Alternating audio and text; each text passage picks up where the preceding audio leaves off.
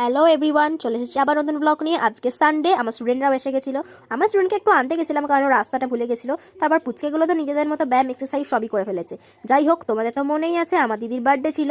যেহেতু রাত্রিবেলা একটু সেলিব্রেট করবো বলে আয়োজন করেছিলাম, অনেকক্ষণ ধরেই বসে আছি, 12টা তো বাজছেই না, দিদি আসেও নি। আমার মুখে যে দেখতে পাচ্ছ এই দাগগুলো, এগুলো একটু বোরলিন লাগিয়েছি। জানি তোমরা সবাই ইউজ করো, আমরা বাঙালি, আমরা তো ইউজ করবোই বোরলিন। তারপরে তো কতক্ষণ ধরে বসে আছে, দিদি আসেই না।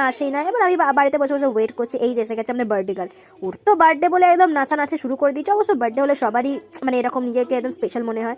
তারপরে তো তোমরাও বলো যে কে তোমরা তোমাদের দিদির বার্থডে এরকমভাবে সেলিব্রেট করো। তোমরা প্লিজ কমেন্ট সেকশনে জানাও। আর কেমন সাজানোটা হয়েছে একটুখানি বলো। আমি নিজের মতো চেষ্টা করেছি সুন্দর করে ওর দিনটাকে যাতে স্পেশাল বানাতে পারি। তারপরও বসে ছবি তুলে নিল।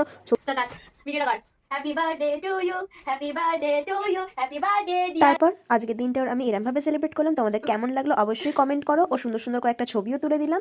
So like, share, subscribe, comment করো। আর নেক্সট ব্লগ খুব তাড়াতাড়ি আসছে।